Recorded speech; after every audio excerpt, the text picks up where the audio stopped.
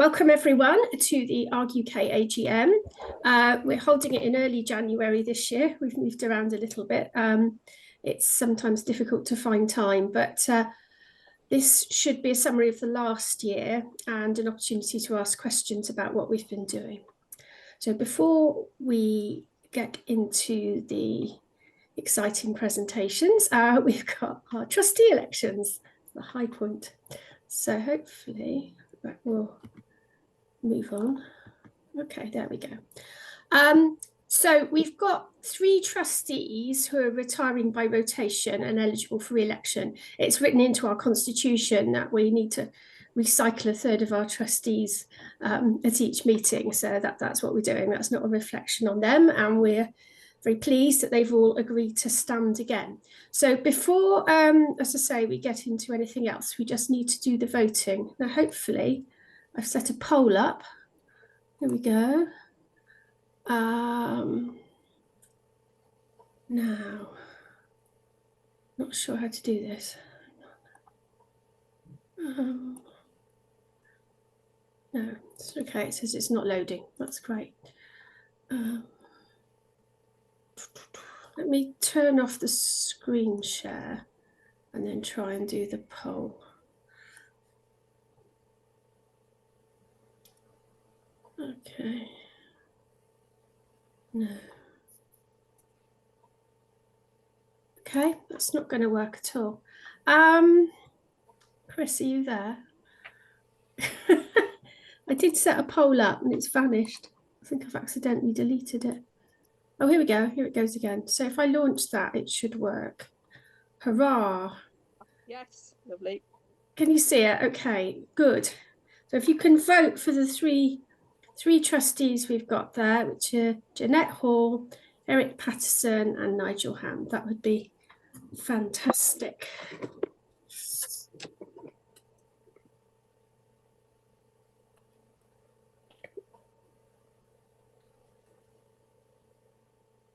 I only do this once a year, so that's my excuse.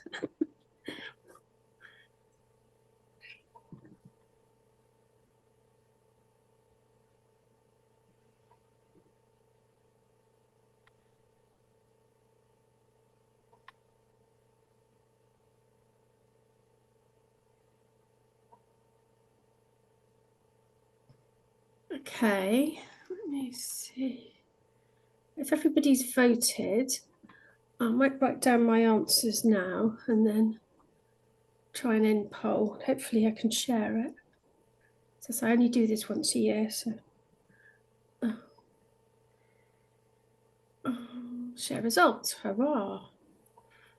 So we've got 91% voting for Jeanette, 7 abstentions, 1 no. It might be Jeanette herself, who knows. Eric, 91, 1 no, 7% abstaining, and 95% for Nigel, no no's, 5% abstaining. So on that basis, those 3 trustees are carried. And then we had 1 more vote, which I'm going to bring up now. Hang on, I'll share again. And that was for Mayor Evans. So Mayor is one of our younger community members, but also is chair of our Nottinghamshire ARG.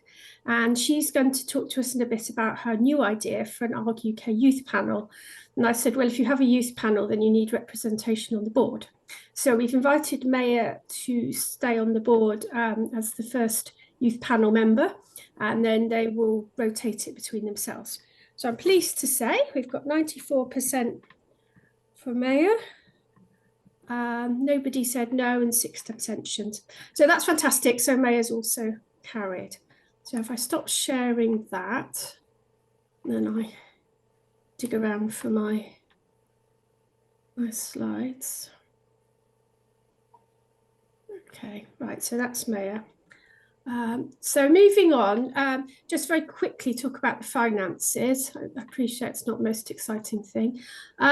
So income this year, we've had so far 74,752, which is actually quite high for us. It's one of our highest. Partly that's grant funding, partly from the Vanishing Viper event, and then also we've had quite a lot of activity-related income. So that's contracts we've undertaken for people. Expenditure 54,000.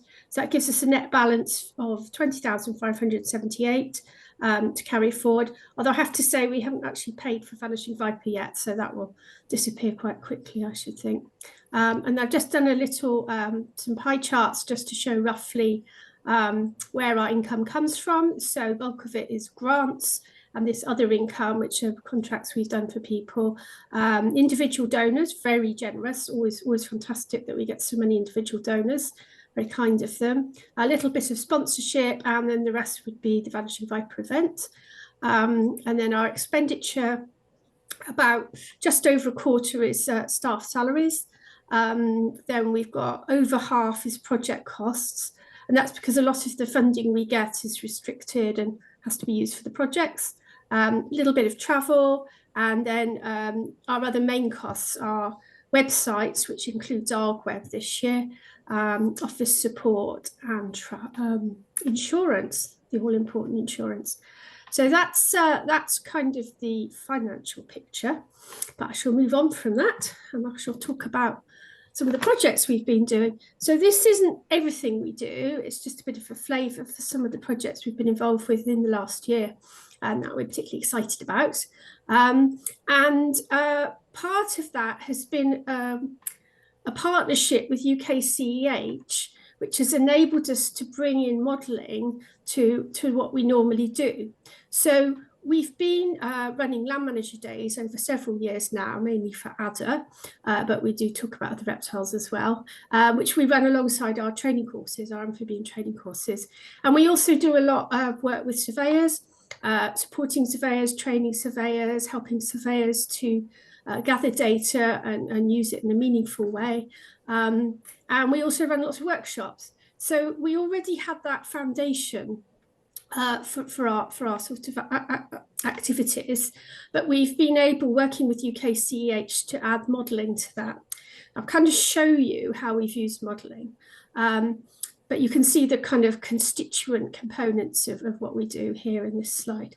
So moving on to the modelling, the UKCEH, Emma Gardner to be absolutely precise, she's developed these process-based models, and she's built these for a wide range of taxa, and she's worked with different organisations. So she's worked with Bat Conservation, BTO, she's worked with us, she's worked with bee people, all sorts of people. And what these models have done is to simulate foraging, dispersal and population processes.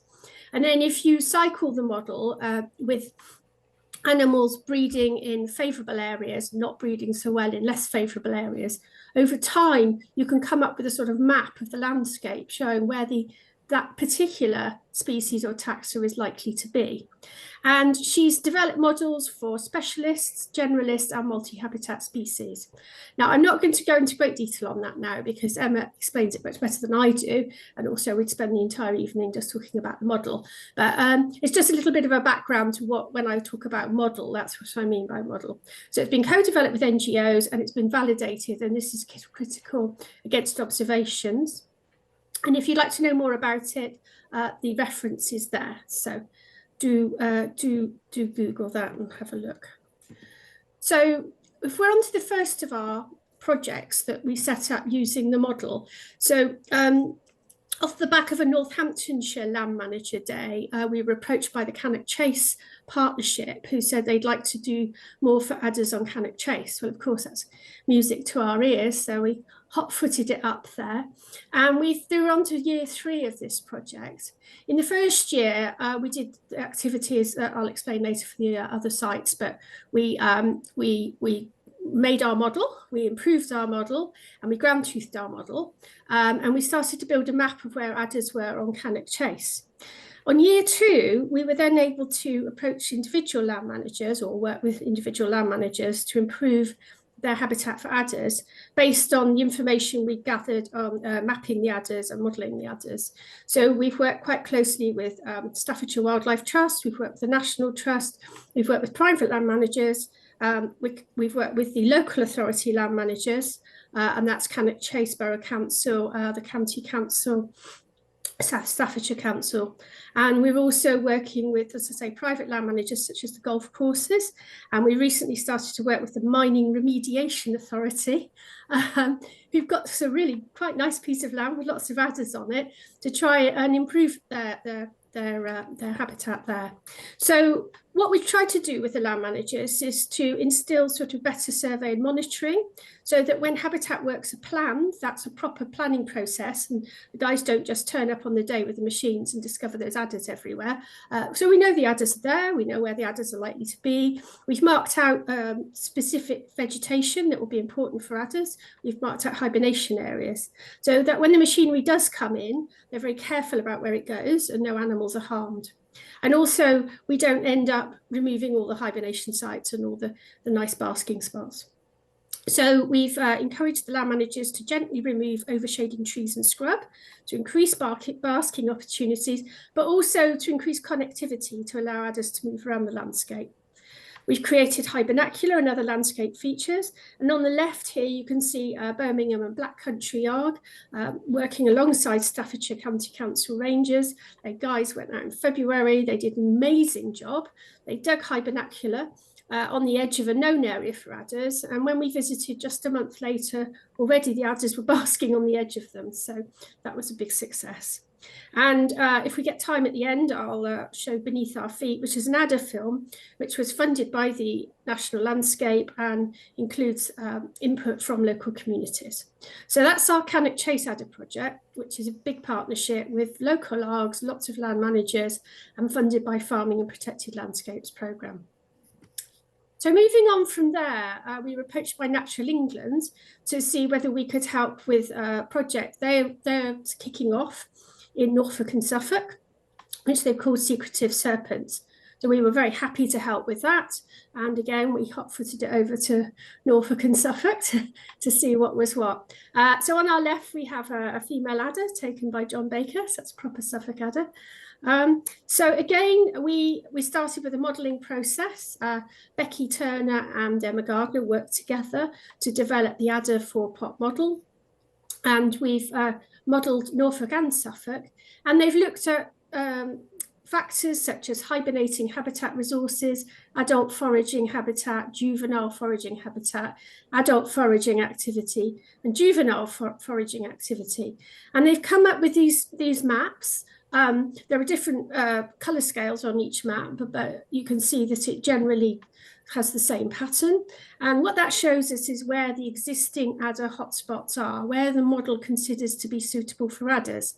Now, it doesn't tell us if there's adders there or not, but it tells us the habitat there is suitable for adders. So that's a good starting point for the search.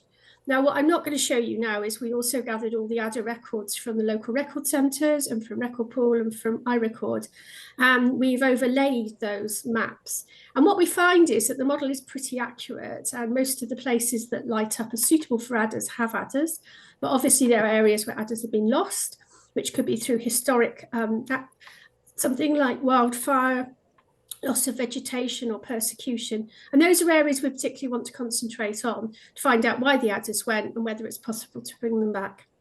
So that's our model for Norfolk Suffolk. Now we back that up, as I said earlier, we like to back things up with volunteers on the ground. This is the most amazing thing Arg UK does, and all of the ARGs are fantastic at surveying and just getting to know their local county, where the animals are, where the animals aren't. They form the relationships with land managers. And that is the absolute grassroots of amphibian and reptile conservation. And that information is then fed through to people like Arg, to us, to Froglife, to Natural England, to the land managers. And that enables us as a sort of partnership to have meaningful conservation. So we ran some surveyor training days in Rendlesham Forest and Dunwich Forest, and if John Baker's here, his ears are burning because he did all the hard work on that while I lay in bed with flu. And they trained 54 surveyors, which again is a fantastic resource for ongoing monitoring. So the other thing we did, as I said, we worked with land managers. We ran 2 land manager networking sessions. We're very, very lucky that both wildlife trusts were heavily involved in the project. Norfolk hosted us at Clay Marshes, and we were also hosted by Forestry England at Santon Downham. And that gave us a chance for land managers from across both counties to not to travel too far and to come along and to meet other their peers, other NGOs, other local authority land managers, other volunteers. And we got a chance to get out and stretch our legs and look at what adder habitat looked like. So we're very pleased. Overall, we had 57 land managers attend the 2 events. And again, that will form the basis for future work. So where are we going with Norfolk and Suffolk next steps? We're going to apply for a grant, which hopefully we'll get. And that will help us to do more focused surveys. So this is the Thetford area. And you can see where the suitable places for adders are. So we need to go back and check those sites. Are the adders there? Are they not there? We're going to work with the land manager groups, for example, the Breckland Farmers Forum, and we've got Breckland Flora, we've got all sorts of people in that location that we can work with to try and support adders. We're going to be identifying suitable areas for improving connectivity. This could include road or rail verges, other marginal land. Adders do seem to be turning up on verges rather a lot. Now, we don't know if that's because they've always used verges, whether they use the verges for connectivity, or because they're kind of being pushed out of other places and they're ending up on the verges as a final refuge. So that's a big question that we want to find some answers for. So we'll be doing that, but overall, we're just going to try and support those land managers to raise adders up the agenda, if you like. And with adders being raised up the agenda, of course, all the other amphibians and reptiles are raised with them. So we're hoping for a good sort of good feeling for amphibians and reptiles in East Anglia. So moving on, we've just started a new project called Wyre in the Wyre. Again, responding to local concerns, we try to be responsive to people. We don't impose ourselves. We try not to impose ourselves anyway. So again, the Wyre Forest, they've had big declines in their adder population. They weren't quite sure why. So we were asked to just get involved and try and unpick some of that information. Now, I'm going to say we're working alongside existing surveyors with Nigel Hand, who's done a lot of telemetry there. So the idea is we're adding value, not sort of stepping in people's way. So we started the project. We made a recording portal. We often do this. It's a good way of focusing things. You create the portal and you say to people, please put your records here. Please put your historic records here. And it turns out quite a lot of people do have historic records that they weren't quite sure what to do with. So it's quite a good way of capturing that. So moving on, Emma ran her fantastic model again. So at the bottom left there, you can see that is a map of the Wyre Forest. The darker brown areas are areas that are going to be better for adders based on the model. And the squares are actually where the adders have been found. So what you can see is that the core areas, we know there are adders there. We perhaps don't know how many, but we know they're there. But there's other areas that appear to be good for adders that don't have records. So what we're going to be trying to do there is to bring the volunteers together. And here we are, to go out and search and look at those areas where we don't have records and see whether the adders are there. And if they're not there, whether we can increase connectivity to bring them there. So this is Tim, Tom Simpson from NE, Phil Redland from Forestry England, other colleagues from NE, and Hannah, a wonderful Birmingham Black Country Arg volunteer. They do feature quite, I think it's because we've been working in the Midlands quite a bit, but so we had a lovely day out. As you can see, it was a perfect reptile day, even though it was the end of the season. And we found common lizard, adder, slow worm and grass snake, so I thought we did quite well there. So our final part, as we've got a lot to get through tonight, our other big event was the Vanishing Viper 2025. We last ran this in 2019. Obviously, COVID then came along and threw us all off track, but we've managed to get back on track. University of Chester very kindly offered to host us and then provided us with the most amazing facilities. We had this wonderful lecture theatre, we had lunch rooms, we had a big room for our stands, we had food, we had drink, we had bar, we had it all. So definitely a big plug for the University of Chester. We had 122 delegates attending. These are the only conferences I've ever run where more people turn up than I was expecting. No, I worked in the conference business for a long time, and we always worked on a sort of 30-40% no show, but no, we always get more. We get people turning up on the day saying, please can I come? And so of course we try and accommodate them. So it was a fantastic conference. I can't tell you everything about it here, but we are writing up the proceedings. All of the speakers have been helping out with pictures and extra information, and we've booked a slot in the BHS bulletin for September 2026. So hopefully if you can wait, you'll see it then. So that's our Argy business. I've got a bit more to say later, but for now, I'm going to hand over to Maya Evans, if we can find Maya. So Maya's been interning with Arg UK for her sandwich year. She's at Nottingham Trent University. She's also chair of Nottinghamshire Arg, so she's very active in the amphibian and reptile sphere. And she's got an idea. It's her idea. I don't want to steal it from her, but she's got an idea for an Arg UK youth panel, and I asked her to come along and tell us about it now, so that we as a group can hear what it's about. So Maya, where are you? I'm here. Can you hear me? Share. Can you start your share? Yes, I can.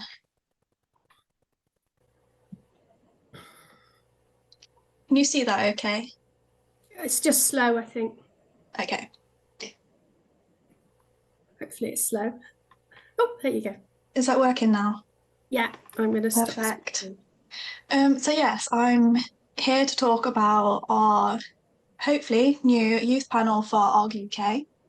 So first of all, thank you to Angie and the trustees for allowing me to speak today. I do want to say I've got a cold, so please do bear with my croaky voice.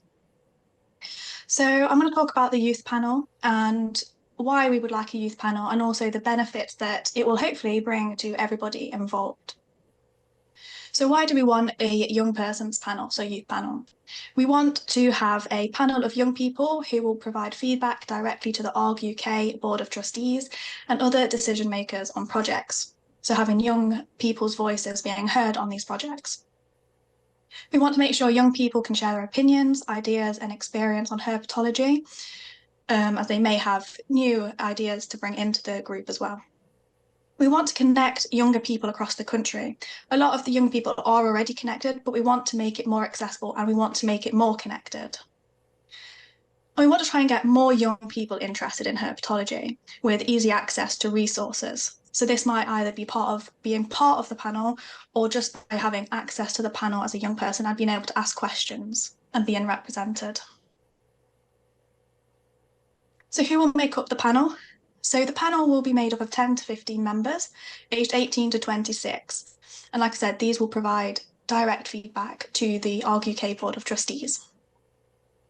And like I said again, the aim is to get younger people connected with each other, as well as with other people within herpetology already, and to gain experience within the industry. So over the year, we are hoping to have 3 to 5 meetings a year. To discuss anything that may be brought to the group by a local ARG group maybe, who would like some help on how to get younger people involved, or would like some advice or help on making some leaflets or things like that, as well as projects brought to the group by the trustees themselves. So everyone on the panel will have an equal say and a position in the group, so no one person is higher than the other person. And roles will change throughout the year, so they can take it in turns running meetings and get experience from that side of things. So who can actually join the panel? So the panel is intended for individuals aged 18 to 26 and regardless of background or expertise. So you do not need to have experience in herpetology at all to join the panel, as you will learn this as you get on and do things for the group. We welcome anyone who is passionate about wildlife and eager to get involved in the conservation of our British amphibians and reptiles. Please, if you feel like you can contribute to the panel, please do apply, because we do want you to apply and join. So the benefits for the members of the panel then. There are a lot to talk about, so I'm only going to briefly talk about a few. So you'll work together and decide on actions brought to the youth panel by groups and the trustees. So you'll be discussing and deciding on decisions together. We will link you to either your local ARG group or your nearest ARG group so that you can get more hands-on experience in the field if you're not already part of a group, that is. We will provide support to local ARG groups, so our groups have access to the panel. We will provide, hopefully, conference support as and when needed, and help/run social media. So do new things on social media, things like question and answers, photo competitions, poetry competitions, etc. Also material development for any projects that may be brought to us. So this includes posters, leaflets or PowerPoints that may be needed that the trustees don't have time to do or would like us to do it. Also online engagement, so there'll be opportunity to run their own webinars and things. The other thing that I think is beneficial is to hopefully get a blog up and running.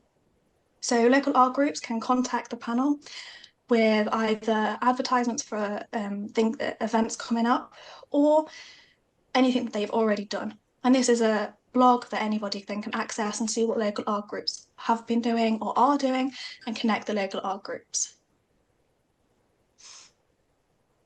We also are hoping to work with other organisations, youth panels as well, so connecting younger people, not just in herpetology, but in wildlife in general. Networking young people, as well as directly into the field of herpetology. Throughout your time on the panel, you will gain valuable knowledge on herpetology, plus a lot more that I won't talk about today. So the benefits of the ARG groups. So we will help advise on how to engage younger people if you feel that's what you need. Any members of the panel will be linked to their local ARG group, so you'll have new members, hopefully. If no member is working within your group, then you will still have access to the panel, so you can still contact us, ask questions, etc. And through the blog and other means like social media, the panel can share what ARG groups have been up to and advertise any events for you as well. So getting those connections between ARG groups going. So moving forward, applications. So applications will be done via Google Forms. A social media advert and email will be sent out tomorrow. There isn't a time, but it will be hopefully out tomorrow with a link and a QR code from Google to the Google form. So just apply using that form, and there is no deadline to the applications, so the form will remain open. The applications are not done on first come, first served, so don't rush your application, take your time and submit it when you're happy with it. We will then look through the applications and choose those we feel are more suitable, but please don't get upset if we don't pick, as you will still have access to the panel and we will still try and link you up with local art groups to still get you involved. Once you've been accepted, then you will receive an email from us with more information. And please do share this link and QR code with any groups that you may feel be interested in this. If you have any questions, then you can contact me at mayor.evans@arguk.org. And that's it from me, Angie, I think. Can you stop sharing? I can. Okay. Do we have, we've got a comment in the chat about linking with DOE, which is a really good idea, actually. I run I'm a trustee of a local conservation group. We do quite a lot with the DFE, so they are a good resource. Do we have any other questions? No, okay. So I'm going to try and share my screen again. Okay. So it works. It slows it up. Oh, there we go. Right. Hopefully, Andrew Smart is with us. So our second guest speaker is Andrew Smart, who's head of science and research at Froglife. And he's going to be telling us more about the Froglife coordinated Toads on Roads project. And the title is 2 Million Toads and Counting, the Value of Toads on Roads Citizen Science Project. And that will all become a lot clearer in a minute when I tell you about a joint project we've been with them. So Andrew's going to come along and set the scene and tell us about the good work that's being done for Toads on Roads. I'm going to stop share and find him, hopefully. You hear, Andrew? Yeah, okay. I'm just trying to get my hang on, share screen. There we go.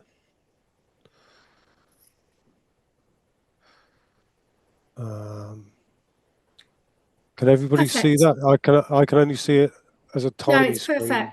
That's Off you okay, go. is it? Great. Yeah. Okay, well, thank you everyone for the opportunity to come and talk to you about the Toads on Roads Citizen Science Project. It's great to have a chance to talk about it.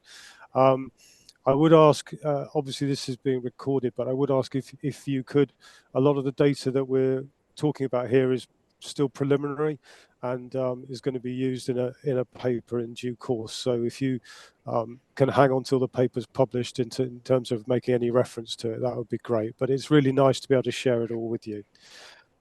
So it's not moved. Hang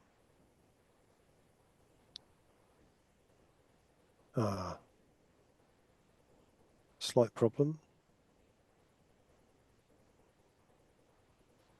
I think it's just sticky. Mine was. There we go. Is that working? Is that changed? Perfect. Brilliant. All right. Thank you. Okay. So what are we going to talk about this evening? I've got kind of 6 outlines for aims for the presentation. I'd like to remind everybody about the project. I'm sure the majority of you know all about the project and are involved in toad patrols, but it's good to just have a reminder about how it works. Then I'm going to talk a little bit about rescued toads and toad mortality. Very briefly touch on other species and show you some of the data on other species, and then talk a bit about toad patrols themselves and explain what we're doing in terms of the work to analyse some of our toad patrol data and the project that Angie is going to be talking about in a minute and how that all links up. And then just make some reference to how the Citizen Science Project data is used, say Angie touched earlier on Emma Gardner's work, and that's part of the section there. And then finally, just to briefly look at what we might do in the future and how we hope to expand the project as time goes on. So hopefully, yay, that will work. Okay, so the Toads on Roads project's been running for over 20 years. We've got some sites that have data that goes back to 40 years, although the continuity of that data is sometimes a little bit erratic. You have patrols, the longer patrols tend to stop and then restart, but not all of them. What we aim to do with the project is to provide us a central hub for patrols, and all the patrols remain independent and self-managing. Froglife don't actually get involved with the management of individual patrols, but we do provide advice and guidance and support patrols as they ask for support. The project is funded directly by Froglife central funds, so there's no fund that actually runs the project. It's basically funded through Froglife, and what we tend to provide, we provide advice and guidance on animal welfare. We provide advice and guidance on safe working and safe working practices at night. Safeguarding information. If you have children on patrols, you need to be aware of safeguarding. Information on biosecurity. And we also provide insurance for patrols that are registered with the project. And what we aim to do is act as a central point for all of the collection and sharing of data from patrols. So all of the patrols that are registered on the project submit data, and that's collated into a single database. Some patrols provide data annually. Some patrols provide it every 2 or 3 years and then send a whole lot of information. And we simply continue to update the project database as we go along. So why 2 million toads and counting? This is the cumulative graph of rescued toads that are reported as rescued by patrols. And since 1975, we've recorded 2.26 million toads rescued. And you can see the sort of almost exponential rate of growth in terms of the number of toads that are being reported as rescued, which is great, and it's really exciting to be involved in a project that's showing such a significant growth and having such an impact in terms of the collection and rescue of toads. And that's one of the reasons why the project we'll talk about, or Angie talk about in a moment, providing the right advice and guidance is really important. If you look at the individual years, what you can see here is the numbers reported as rescued increased from sort of around about 20,000 in the early 1990s to now, where we're reporting around about 150,000 rescued animals annually. And based on this information that we've got and our sort of predicted growth, we think we should hit, within 5 years, we'll probably hit our 3 million toads rescued, which would be quite a fantastic target. Obviously, the downside of the project is we also have reports of toads that are killed on the road, found dead on roads, and that totals 250,000 animals over that same time period as our 2.26 million. And obviously, as the number of patrols have increased and the number of toads rescued has increased, so the mortality has increased. And you can see the mortality in the last 2 years has been much higher, but equally our numbers of rescued toads were much higher. What we can't do is really draw any conclusions about what's going on here, although anecdotally I've heard reports that there's much more traffic, and also vehicles are larger and actually have wider. The fact that they've got wider tyres seems to have an impact on some patrols as well, where you get more animals killed. I don't know whether that's actually really a case, but certainly that's something I've heard. If you look at the numbers rescued per site and the numbers found dead per site, the graph on the left-hand side, hang on, that's this one here. That suggests that there's a sort of gradual increase in the numbers rescued per site.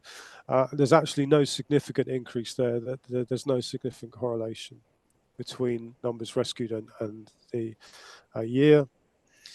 And similarly, those numbers found dead, it looks as though there's a decline, but actually there's no significant trend there. So the trends sort of are appearing. The problem is there's so much noise in the early years of the project that actually disrupts what's going on in the latter years. What's interesting is the ratio of rescued to found dead has started to stabilize. So if I show you on this next slide, as you would expect, the slide here is the numbers rescued against patrol numbers, and you can see that that's a really nice straight line. And as you would expect, the more patrols, the more animals are being rescued. Although there's obviously an indication that patrols are getting more efficient, and also they're managing to monitor and rescue animals over a longer period, over the whole period of migration, rather than perhaps only picking up a few of the days, and also working longer into the night in some cases. And if you look at the toads found dead relative to the numbers rescued, again, you can see that there's a clear correlation between numbers dead and numbers rescued. That ratio seems to be relatively stable. But what's interesting is that if you split this and look at the earlier period here, numbers up to 50,000 when we had small numbers being rescued, compared to here where we've got large numbers, you can see, I'm hoping that the correlations are still significant, but actually there's a change in the ratio. So as we're collecting more animals and rescuing more animals, we're actually also finding we're finding fewer animals relative to the numbers that are being rescued. Just a quick run through on other species. If we look at the number of common frog being rescued here, you can see it's not many. There's not many being reported really, and it's relatively small numbers. There's a very strange anomaly here, which is one particular site that reported a huge number of animals, and we think is probably just a bit of noise in the data, and we're trying to track that down to ascertain whether it's an accurate value or not. Great crested newts, again, what you're seeing is an increase in the last sort of 10 years in terms of numbers being reported. What I'm hoping to be able to do is to identify that whether that's specifically because of new patrols, new locations that have come on board and are reporting everything, whereas previously older patrols just report the toads. And the same here for our smooth newts and palmate newts. You can see we've got an increase in numbers being reported in the last few years, and the last 10, 15 years for the palmates.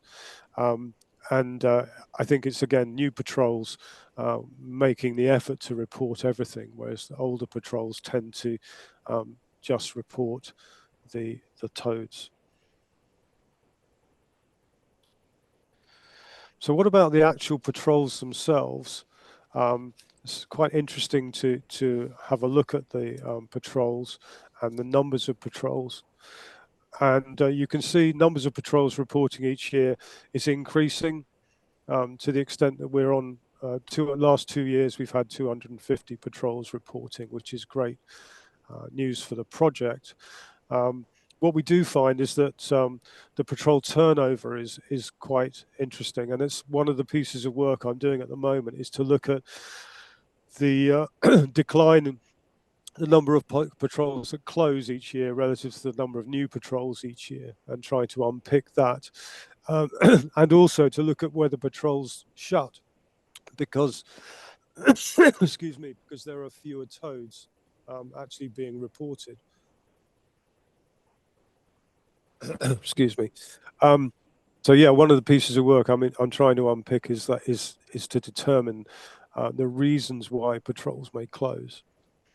And the work by Michael Vinicum from Anglia Ruskin has highlighted there are some areas where there have never been patrols reporting to the project.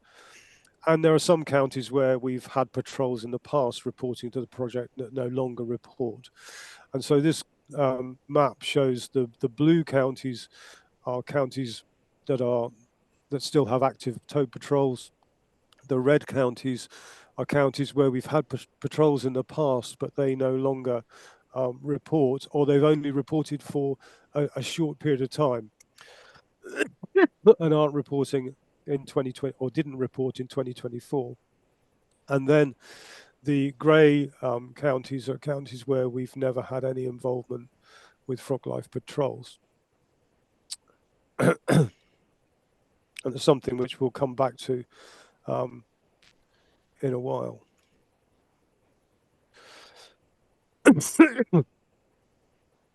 So what about the data? How is it used? What happens to it all?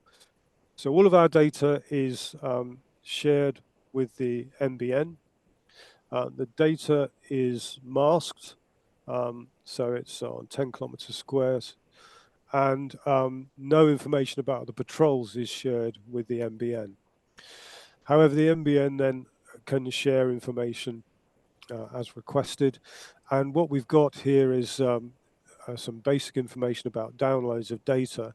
So there have been 566 downloads of the data, leading to some nearly 80,000 individual records being downloaded, and we have additional requests directly to Froglife to the project from academics and conservation organisations, statutory bodies as well. The majority of the use of those downloads has been for education, for research or publication, or by statutory bodies. And interestingly, there's been 11% of the downloads are marked as being for commercial use. We were hoping that at some point we would actually start to generate some income from commercial use, but that's hasn't seemed to actually be the case, and it's something that I'm going to be raising with CIEM to talk about whether there might be a bit more consideration of the collection of data.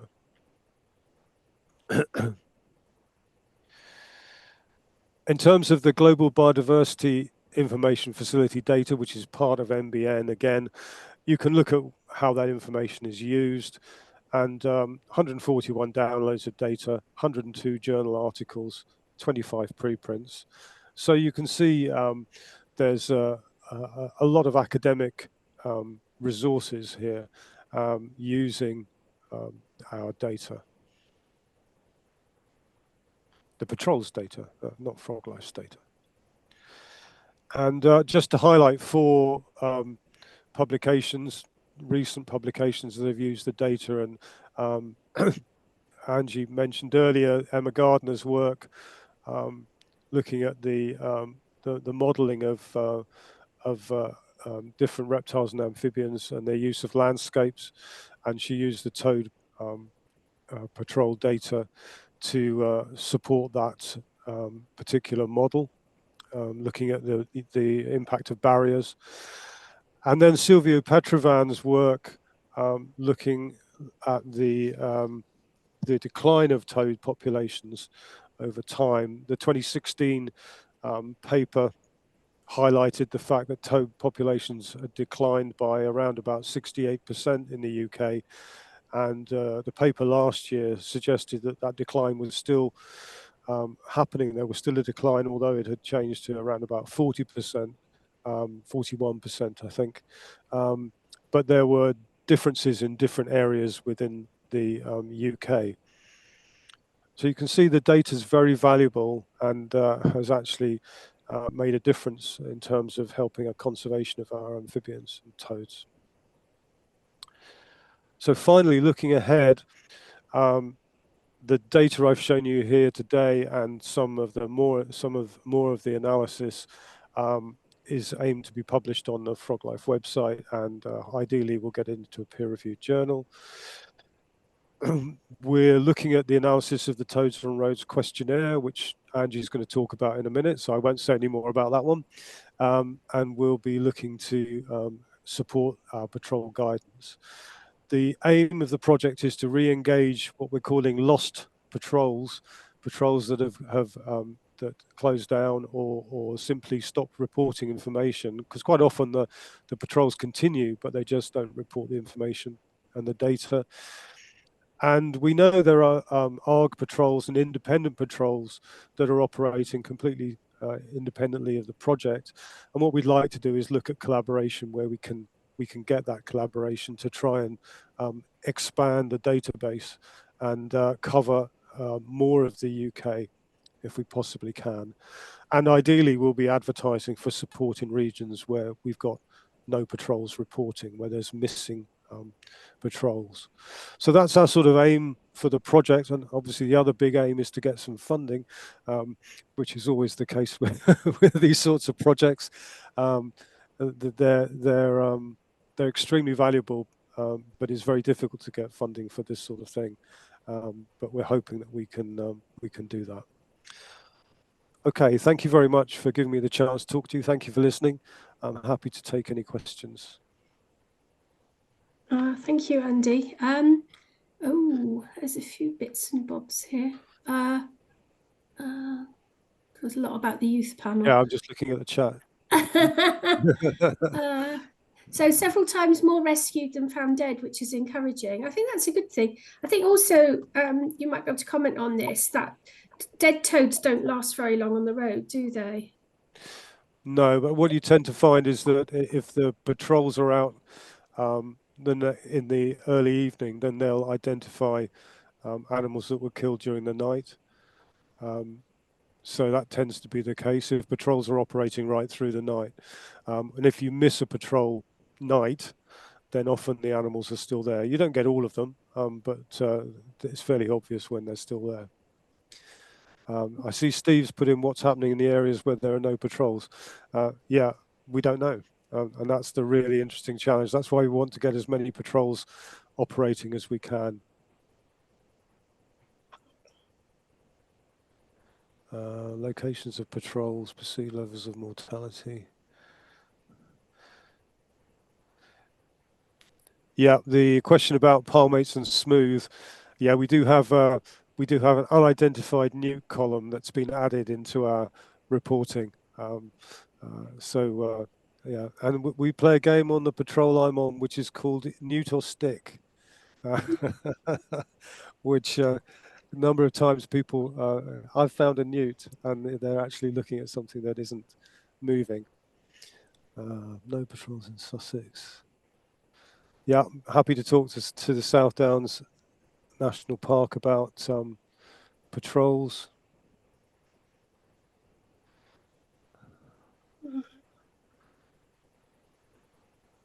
Okay.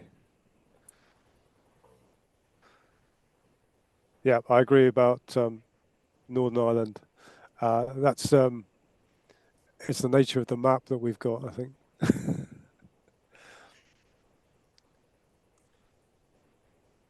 I think if you talk to Rob Gandeler, he'll tell you there are toads in, I think, in the Dublin area, and I think there might even be a toad patrol there now. I think what I found interesting is that Arc dug some big toad ponds with the Sarah Bainan and the Bug Farm in West Pembrokeshire only maybe 10 years ago, and now they have a toad patrol there. Yeah. So Yeah, I mean, I'm surprised with locate where patrols are and where there are gaps. It's one of the strangest things. It's very much down to individuals who take it upon themselves to make a difference and to get out there and start the patrol, and then you find that they're then collecting their colleagues and their friends and saying, "Come and help me. We need to do this, more of this." Certainly, that's the case with my local patrol. It's grown from one and then two people to 4 or 5, and that's been the case with patrols I've been involved with in Avon Reptile Amphibian Group years and years ago when I was there. Yeah, it's something that's involves a lot of dedication and a lot of commitment. And yeah, but it's a great outcome at the end. You do feel that there's a real positive outcome in terms of removing the animals to safety. And the worst thing is if you miss a night and then you go back onto the patrol the next day and you find large numbers of animals have been killed, which yeah, it's very upsetting. But it's a great thing to be involved with. So if anyone is interested, then you can go on to the Froglife website where there's I think if you just Google find toad patrol, you can find a local toad patrol to you, and you can also see on the map that we've got on the website, you can see patrols that have closed or that are no longer reporting.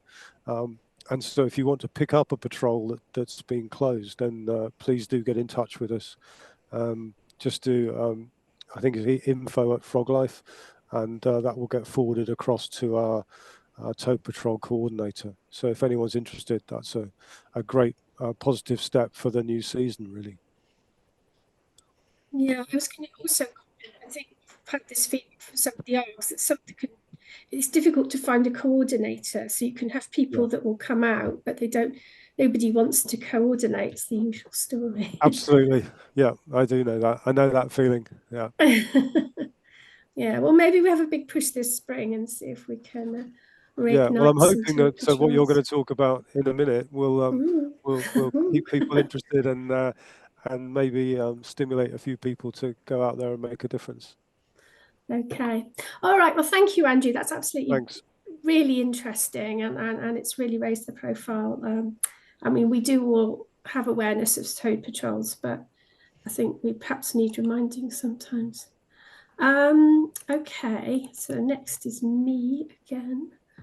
Okay, mine's being sticky now as well. Come on. Okay, we'll get there in a minute. There we go. Travelling toads, hurrah. So this is very much a follow-on to what Andrew was talking about.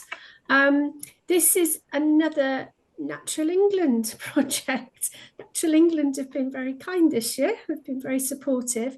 What has been nice with the species recovery programme is we can actually do some research and start to ask questions. I think we tend to take things for granted, or we've always done something in a certain way, and we always do something in a certain way, and we don't always ask why we do it, or what the ecology of the animals is. So it's been nice to have these little pots of funding to investigate things, as it were, and try and understand better why we do what we do. So travelling toads, understand the ecology of the common toad. Now this is, I'm sorry for those that came to the South East Regional meeting, because this is a bit of a rehash of that, but you are welcome to ask questions, and there is a little bit of added information. So Arg Uk have coordinated the project with working with UKCEH again, with Froglife, of course, with University of Chester, who I'll mention later on. And we had some funding from the PTES for Jasmine Gandhi, who's been an amazing intern. She appeared as if by magic and offered to help, and she did a great job. So again, our young up-and-coming herpetologists are a great resource. And yes, funded by NE. So it's a one-year partnership project funded by the Species Recovery Programme, and there's two parts to it. They're all toad-related, but two slightly separate themes. One is to improve our understanding of dispersal of post-breeding adult and metamorph common toads. I'm going to say this isn't a new idea. In fact, Sylvia has written a paper on it, but it was something I did some big literature survey on frogs and toads for the EU a few years ago, and there was very little information about metamorphs, and they were trying to build a model about different life stages of frogs and toads, and that was the area there was least about. And then the second part of the project is, which is touching on what Andrew's just talked about, is developing best practice guidelines for Toads on Roads participants to safeguard toad welfare. So we'll talk about that in a minute. So on we go. Travelling Toadlets. We set up a special record pool portal. This is what we do. It's an easy way of gathering data, and also it encourages people to get used to using record pool and submit all their other records as well. So we created Travelling Toadlets, and we wanted to ask volunteers and the wider public to help us find out more about toad metamorph movements. Now, there's a slightly strange thing about toad metamorph movements, is that people don't really think about toad metamorphs until they go out one damp morning and find hundreds of them, thousands of them, so many they can't walk without standing on them. And then suddenly they think, oh yes, toad metamorphs, that's the thing. So these are our toad metamorphs, absolutely tiny. They emerge from the pond. They've got these incredibly spindly little legs. They're about 5 millimeters, I should say. Absolutely minute, but incredibly determined. If something drives these animals, and you can see two of the photos from Amaya Whiteways and Tim Baker just show this kind of massive toadlets all moving with great purpose. So that's what we wanted to find out about.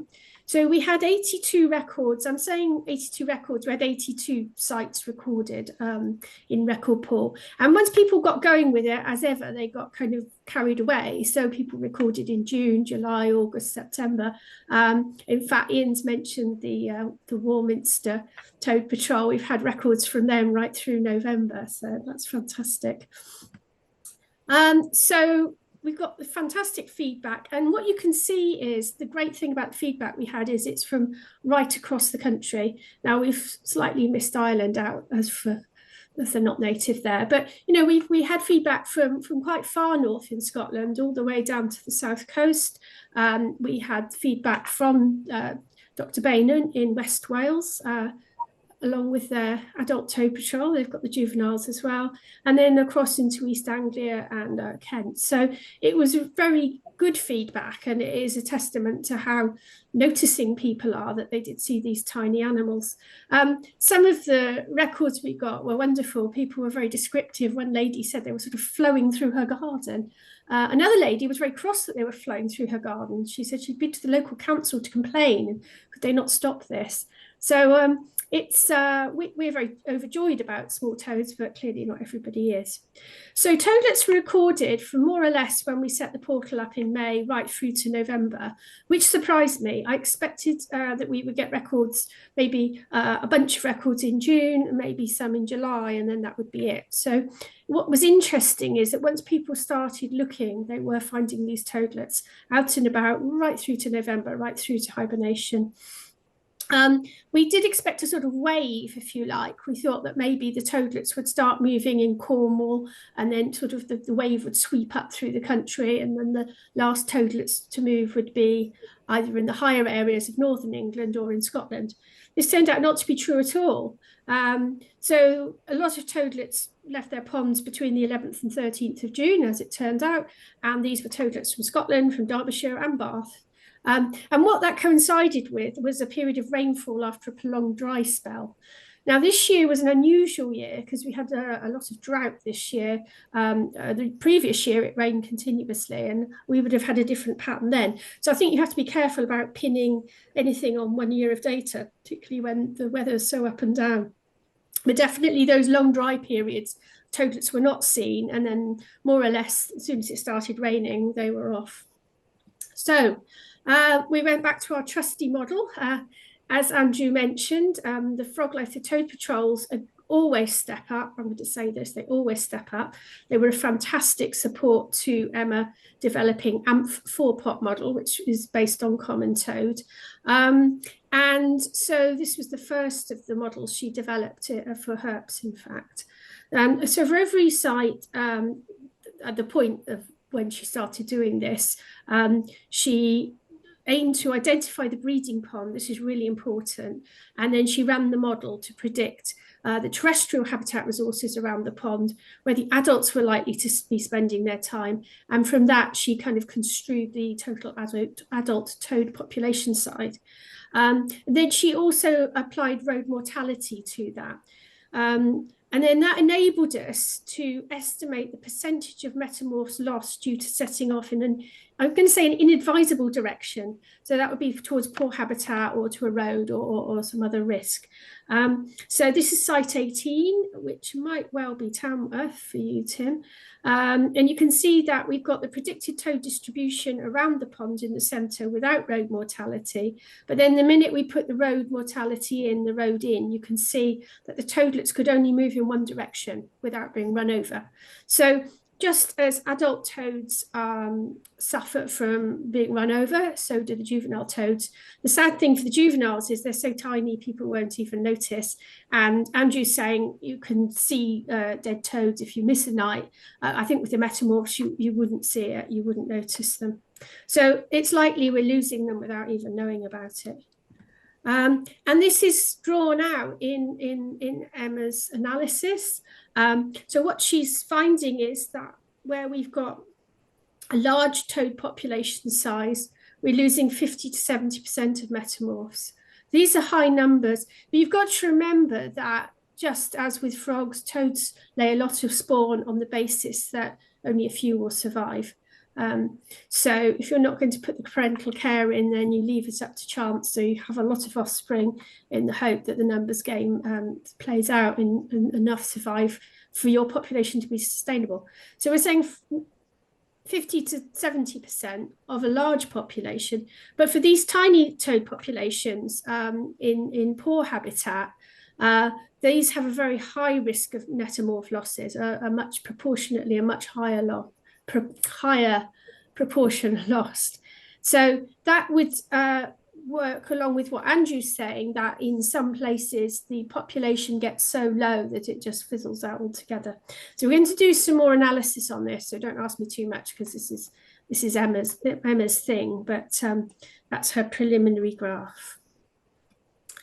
So we wanted to look at specific sites. We looked at 2 specific sites, one in Tamworth and then this one in Oxfordshire.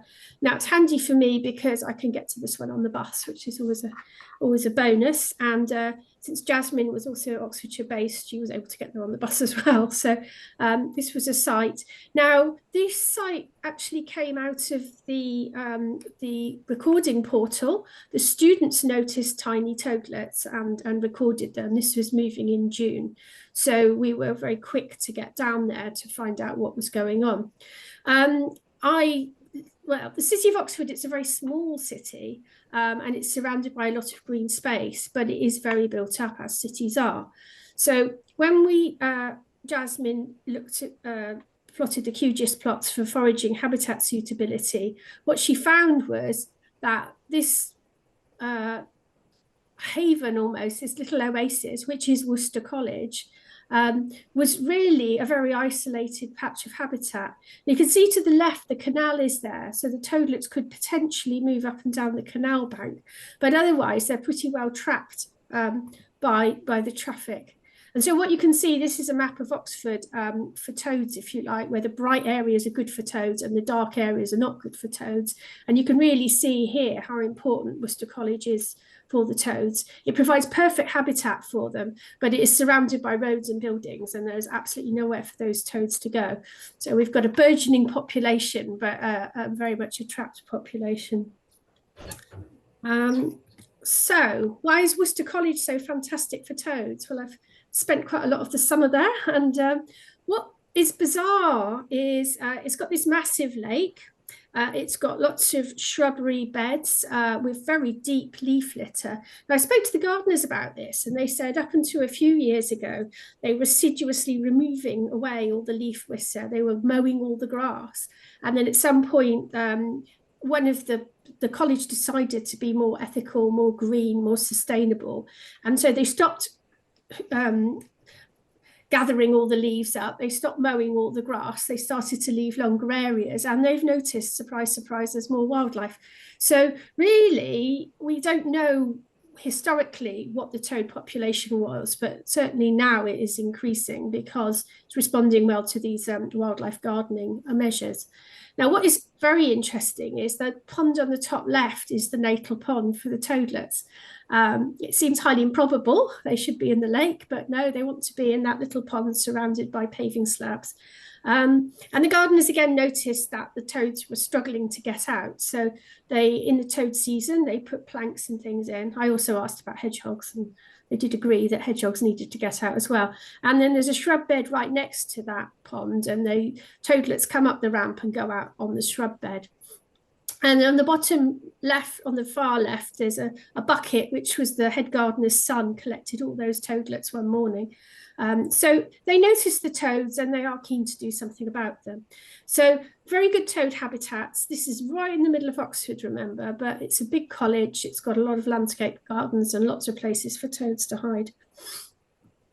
But they want to do better. So they've already done good things, which is there's not mowing quite as much and not scraping all the leaves up. But, we've been working with them. So they've made this wonderful toad hibernaculum, which we gathered toads that had fallen down. It's a bit of a hard thing to explain. It's a very old building, and it's got these sort of sunken library, and the toads fall down the windows and can't get back out again. So myself and the gardens team spent a happy morning climbing down into these pits and hoiking toads out. And then we put them in the hibernation site. But in the future, we've ordered toad ladders from Trevor Rose at BHS. I should put a big plug in for Trevor and his toad ladders, and we're going to install the toad ladders and they'll be able to get themselves in and out. So it's a little case study, really, of if you have an interesting place and you like toads, which obviously we do, you can start to explore and you can start to find out more about them. But the interesting thing, as I say, is again, the toads that we know left the ponds in June. On the bottom right there is a toad. You can see there are rotten apples it's climbing over. That is an October toad. And so it's one of this year's metamorphs. It's just got a little bit bigger and hopefully will be going into hibernation. So they don't mysteriously vanish at the end of June. They are around, but you really have to look for them. So that's one of my That's a toad I met, just going into the hibernation. So the first part of the project is to understand better what's going on with the metamorphs. The second part was to develop best practice guidelines for toads on roads. This is really important to Froglife because I think historically we've all focused on the well-being and the safety of the volunteers. Clearly, patrolling a road at night, on a dark, wet night particularly, is very hazardous, and we've worked hard to get the volunteers to wear high vis, to not shine torches in car drivers' eyes, to be safe, you know, not to wander around on the road when there's a car coming. But I think we realise that we also need to focus very much on toad welfare, and Froglife are very keen to update their advice, and we're very keen to help. So we did a questionnaire. We like a questionnaire. Again, we had a fantastic response to this. We had over 80 responses to our Travelling Toads Toad Patrol questionnaire, and very quickly as well. So thank you to all the toad patrols who answered that. People were very honest. There was about 45 questions. So how anybody kept going, I don't know, but they did, and they did really well. And we've got a very big report, which Froglife is still digesting, and that will form the basis of this year's guidance for not just patroller safety, but also toad welfare. So we asked questions about how many common toads the patrol helped across the road. So we're looking a large number of patrols helping between 100 to 500, or another large proportion helping nearly 1,000. So you're looking at quite a lot of toads being helped. We asked a lot of questions, which I haven't shown here because otherwise we'd be here all night discussing it, about how patrollers were inducted, how they were recruited, whether we did a sort of daylight dry run so we could see what we were dealing with before we get there in the dark. And then we kind of started to drill down because we're quite concerned about biosecurity. So one of the reasons we're concerned about biosecurity is there's quite a lot of amphibian diseases around, and our really big concern is BSAL, which is a form of chytrid that is widespread in Northern Europe and has wiped out the fire salamander, more or less wiped it out completely. So we're very concerned about disease and preventing disease. And I think that ties in with what Andrew was saying about more great-crested newts being found. I think there's an awareness that amphibians do all move together in the spring, and you know, we've got to be careful. We mustn't ourselves become a disease vector. So we asked people about cleaning and disinfecting toad buckets, and I think some people do, some people don't. I think one of the outcomes from that would be to say perhaps the patrols should provide the buckets, and make sure that they're clean and make sure that they're in good condition. And I think rather than just saying you've got to provide buckets, I will say Arg UK, we have our 100% fund. A very valid application would be, please, you know, give us some funds for toad buckets. Please give us some funds for high vis and torches, and we'll gladly do that. So do please apply. Other questions we're concerned about are how many amphibians are in a bucket at any one time. Now, we don't actually know whether they mind being in the bucket. I mean, it may be they don't mind. It may be that you put them in the bucket, you carry them across the road, and they just carry on as if nothing's happened. It was some sort of fever dream. Perhaps they do mind. Perhaps it does alter their behaviour, and we just don't really know. So again, we're starting to gather data about how many animals go in a bucket. You know, is there an optimum number? Is there a maximum number? I suppose it depends how big the bucket is. And then also, you know, if they're in the bucket for longer, does that stress them more, or do they get used to it? If they're in a bucket with frogs jumping around, does that make them more stressed? You know, we worry about putting newts in a bucket with toads and frogs because the poor old newts at the bottom just gets washed if they're not careful. So again, we'd like to be able to offer advice about how many animals in a bucket, how long in a bucket for, but we don't really have the information. So the next part of the project is working with University of Chester. So Jodie Gruber's done her PhD studies in Australia with cane toads, looking at toad cortisol levels. So she's going to transfer all those skills to toads in Britain, and the University of Chester are going to be doing experiments with putting toads in buckets and measuring cortisol levels. So we can get some sort of idea about when we're offering best practice that it is evidence-based and it's not just, you know, we dreamt up a number and it seemed like a good one, which isn't ideal. So question there is, how many toads in a bucket? How long in a bucket? Should we mix with other species? What about males and females? What about females and pairs in amplexes? All of these questions, we're hoping to have some evidence. Froglife are there alongside us, and we're going to issue some joint advice for all the patrols from that. So that's the second part of the toad project. I'm going to say it's a one-year project, so we should really be at the end of it by the end of March. But since we never say never, I have no doubt we'll continue to gather data. And I think if anybody was keen, we'd be happy to work with you on the metamorphs. So moving on, the final bit. So what about the future? Now, this is an AGM, so I haven't looked at the chat, but I'm hoping people will be asking questions. We also want to take your ideas forward. You know, it shouldn't just be us generating ideas and pushing it out to the ARGs. It's a partnership. We need everybody to work together. If you've got ideas or you want help or you want something specific, then just ask and we can try and work with that. So I'll just maybe look at the chat. Ooh. Okay. It's quite a lot of toad related chat. Okay. I think some of those questions can be asked by Froglife.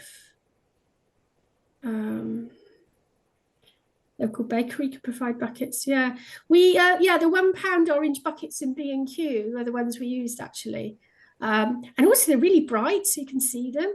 And it's nice to have dedicated buckets for the patrol. So definitely, I should say other large garden equipment providers probably also have buckets. Okay, so right, it's quite a lot of toad related stuff. I won't answer all that now, but do feel free to discuss amongst yourselves. So what next for 2026? As I say, we have a very exciting opportunity to apply for some more species recovery funding for adders and for toads. Who knew? So there will be projects, hopefully, that people can get involved with, as long as Natural England look kindly on our applications. So that will be something for the future, but fingers crossed. But something we're definitely going to do is look at slow worms, because we also love slow worms. And again, I think it's about, again, gathering evidence. Anecdotally, people are telling us that No Mow May has proven to be very successful for slow worms, amphibians and small rodents, as well as the inverts that people are thinking about on the plants, because the thicker grass thatch, if you like, and the additional cover means the animals can move around the garden. But then there's a bit of an issue. Do we get to the end of No Mow May and everybody gets their strimmers and their lawn mowers out, and is that then the end of these animals? I mean, potentially, lawn mowers are not great news for slow worms. So should we be tempering the advice, or should we be saying, yes, No Mow May is great, but please also leave patches of longer grass for the rest of the year?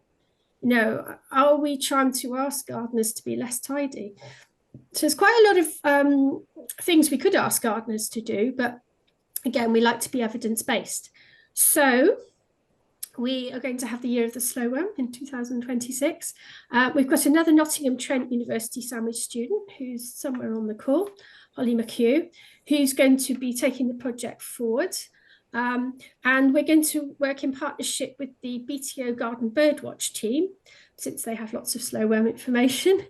And they also have, I think, about 20,000 members of the Garden Birdwatch. And so they would be very well placed to answer questions about garden habits. And again, with UKCEH, we're going to help with the modelling. So I might leave this with you. This is hopefully going to be an exciting project. So it's not a funded project, definitely. We've got a little bit of funding to support Holly from Herpetologic, which is really, really kind of them. Herpetologic have really stepped up this year because they also supported Vanishing Viper. So been doing a fantastic job. But yeah, it's not funded in the way that we've got a staff member working on it or anything like that. It's Holly, bless her, and the rest of us rallying round. So if you would like to get involved with slow worms and gardens, then please do get in touch. And I'm going to just say there, I know I'm saying it's 226 is year of the slow worm, but I know lots of people have been working with slow worms in churchyards. So again, I think we've got a lot of information out there amongst ourselves. And what would be really, really nice would be to start to share that and then start to draw out guidance from that we can sort of send out to gardeners, allotment holders, and park keepers and churchyard keepers. Okay, so next question is, that's going to work.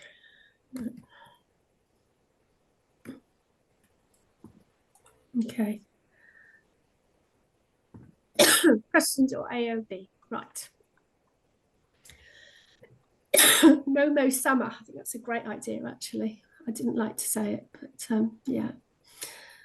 Do we have any specific other questions? Thanks very much for the chat feedback. I apologise, I've had to leave. Yeah, I think Froglife are doing a good job with Toads on Roads, and I think it'd be great if we could support that and work together. I think my throat's going. Sometimes difficult to know if toads are coming or going. That is something people mention quite often. I mean, we sort of say, look at the direction toads are moving in, but then sometimes you move them across the road and then they march back again. So again, I don't know if being moved is disorientating for them, or maybe they never were crossing the road. I don't know. That would be another question to be asked. I think sometimes we must get frustrated when we rescue the same one several times. Yeah, you imagine the toad thinking, oh my God, it's that bucket again. Anyway, we don't know. So my thoughts is that even if we take them to the wrong side of the road, sometimes we're at least getting them off when the traffic's heaviest and they can cross again later in the night when the chances of squished are lower. I think that's a really important point, actually. I think people get really, really worried about this, but at the end of the day, if you've got a car, if it takes a toad 10 seconds to cross the road and you've got a car coming every 5 seconds, they have absolutely no chance. So if we just get them off the road, if it's cold, they'll hunker back down in the verge, but if they do move later when there's less traffic, they stand a better chance. Something Andrew said made me think, I think roads are getting busier, definitely. The other thing is with sat-nav, I was thinking this the other day. So if, for example, our tow patrol is to the side of the A34, so if there's an accident on the A34 and it's blocked, which often happens on wet nights in the spring, people use their sat-navs and they come off and then they cut through our tow patrol road. So I think sat-nav may actually have made some of these previously unknown side roads a lot busier. So that might be a factor. I hadn't even thought about cars being heavier or having wider tyres, but that could also be a factor. I think there probably is quite a lot of stuff going on there, and it definitely will be affecting the toads. Right. Okay, how much, if any, evidence is there for pheasant releases for shoots having an effect on young adders and populations? Right. Is Nigel here? Let me stop sharing and look for Nigel. I don't know if Nigel's here. No. Hello, Nigel? Angie. Hello. Hiya, have you got a comment about adders and pheasants?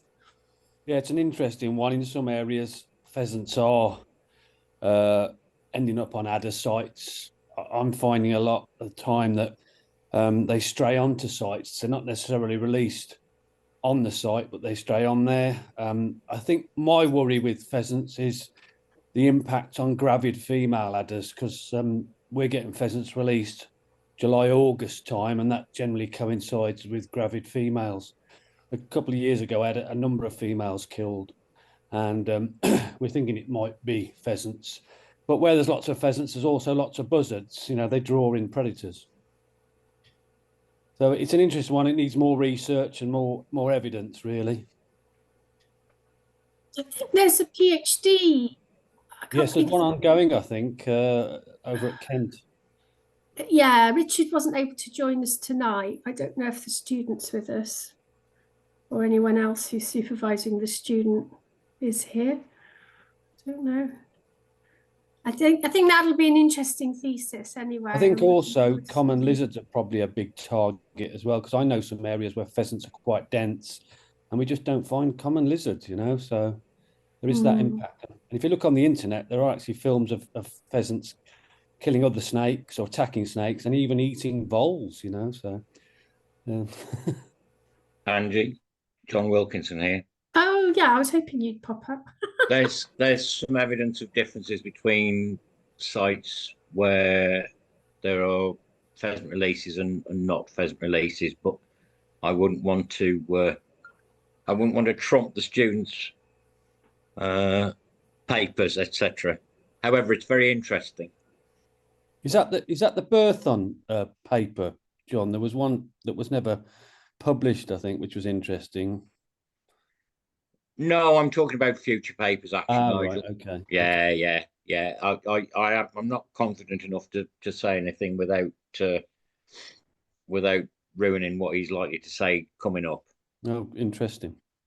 Is he in his final year now? Must be getting that towards that way. He's done a lot of field work, I can tell you that much. Oh, that's good news. Yeah, and I find it slightly worrying with depending on one student. Well, no, it's not one student. He's been supported actually by, assistants and helpers. Okay. John, were the shoots helpful with the research? I believe, on the whole, yeah, yes, they were cooperative. Good. Yeah. Of course, the RSPB are heavily involved in this as well. Right. Yeah. Oh, great. Nice question. Well, I mean, that's always going to be a hot potato, but we don't have the demonstrable evidence yet. I mean, I think we all have a good idea, especially, I mean, you can talk about pheasant releases next to sand lizard sites as well. Yeah. And there's plenty of anecdotal observational evidence for that. Well, wasn't Keith Corbett quite knowledgeable about that? Yeah, vocal, certainly.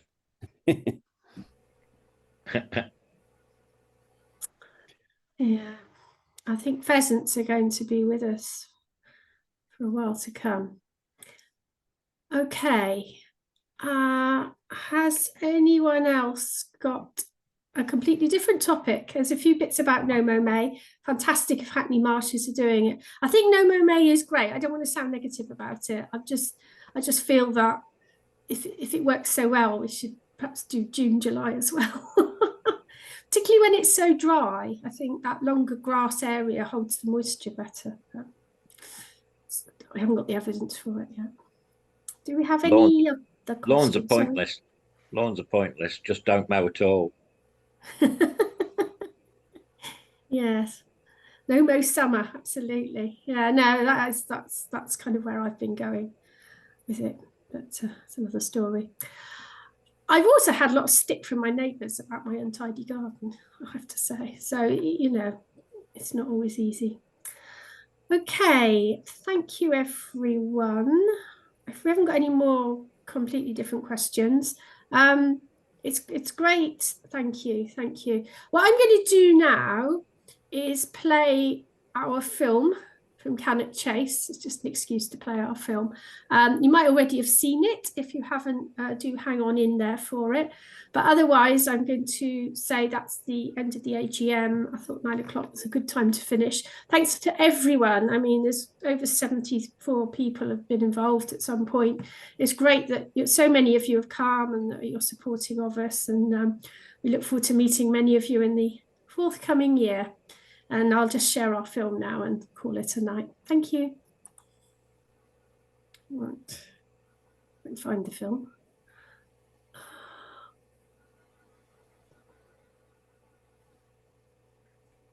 Okay.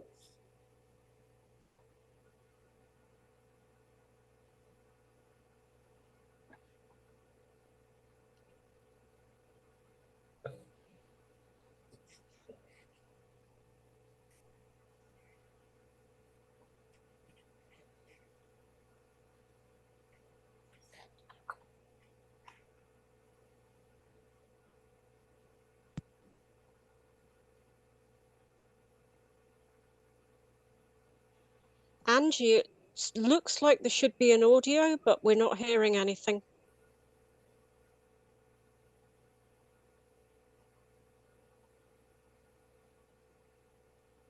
When you share your screen, Angie, you have to tick a box to say share audio.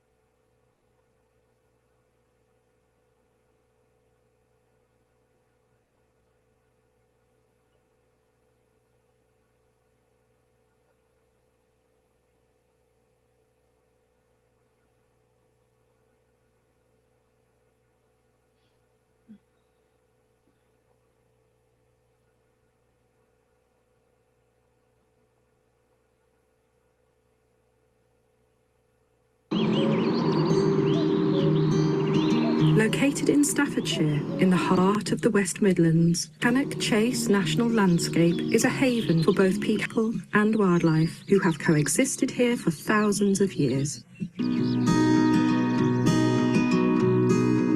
I think Cannock Chase for a lot of people is almost like a bit of a sanctuary. People come here because they want to find a bit of peace and quiet. They want to engage with nature and wildlife and just have that green space to breathe. You know, I love my days down the pit and I'll never slack it off. And when you come up the pit, you've valued the green and the nature. You did. In the summer when you've been on afternoon shift, at 10 o'clock you're waiting to go up the shaft, you could smell the greenery, couldn't you? Yeah. Just couldn't wait to get up.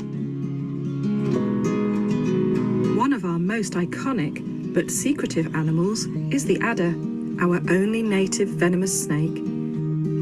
The last one I saw was carrying my youngest son when he was about 3. I'd gone on my shoulders and he says, "What's that worm, Dad?" And it was an adder curled up and rubbing itself on the path.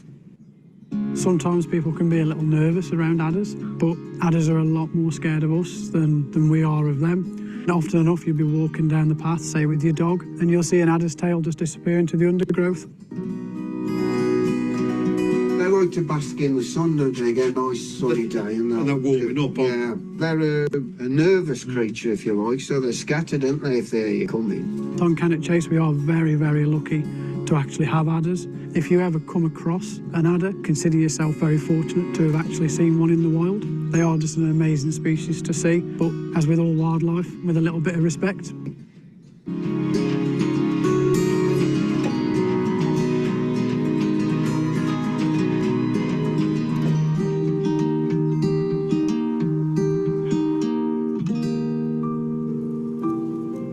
Veiled by shrubs, camouflaged, she slithered outside for a bite to eat. Her scaled, khaki black, zigzagged coat shimmers in the light like a drop necklace. She's an army sergeant major, startling serpent, rarely spotted. She sits calmly bathing in the warmth of the sun. Amongst the green, she's fully alert.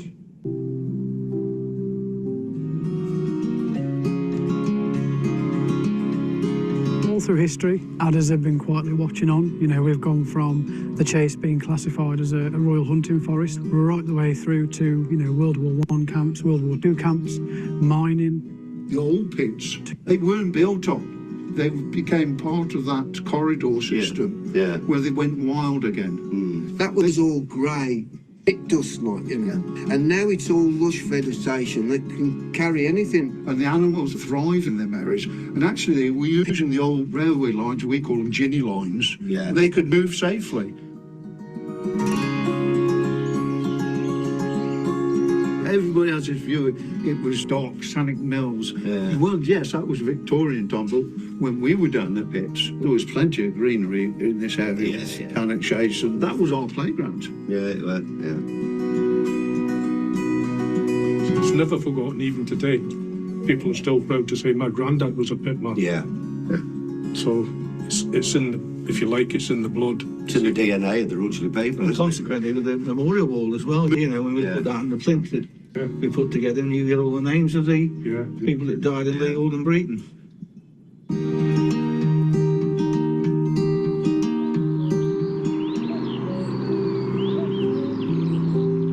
Like a film star, she is captured and photographed. She strikes a pose, yet disappears as quick as a spark. Watch where you tread for snakes in the grass. Keep dogs on leads, for this cold-blooded reptile could take you by surprise. The excitement, the apprehension, the fear she brings is simply mysterious.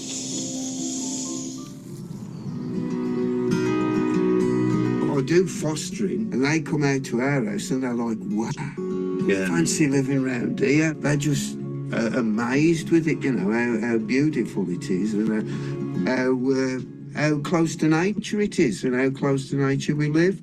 I was brought up just about 100 yards or so, and I've carried it on. I've took my grandson up there, you know, and the kids and everything, take them up regularly when I can. There's still a lot of rural Staffordshire, but it's how you connect those bits together, groups and pockets of wildlife.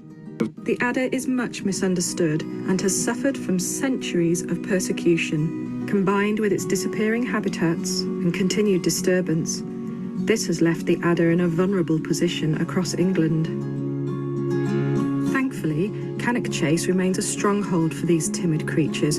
As custodians of this special place, we want to understand our adders better so that we can conserve them and live alongside them for many years to come.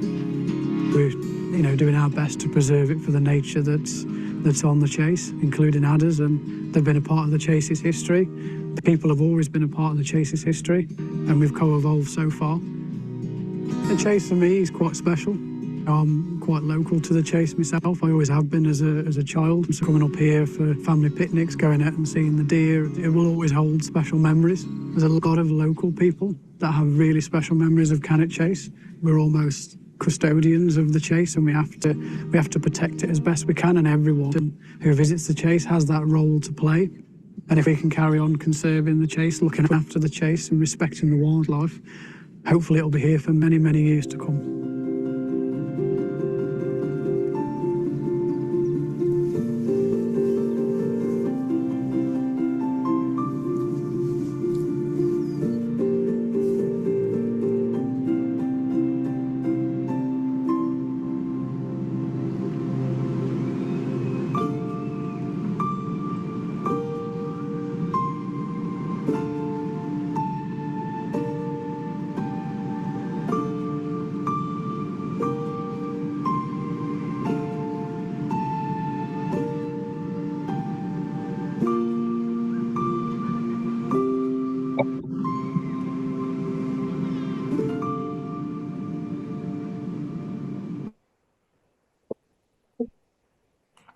So thank you, everyone. That's our little film. Hang on, I'm going to turn off my internet. So, what? No. It's gone.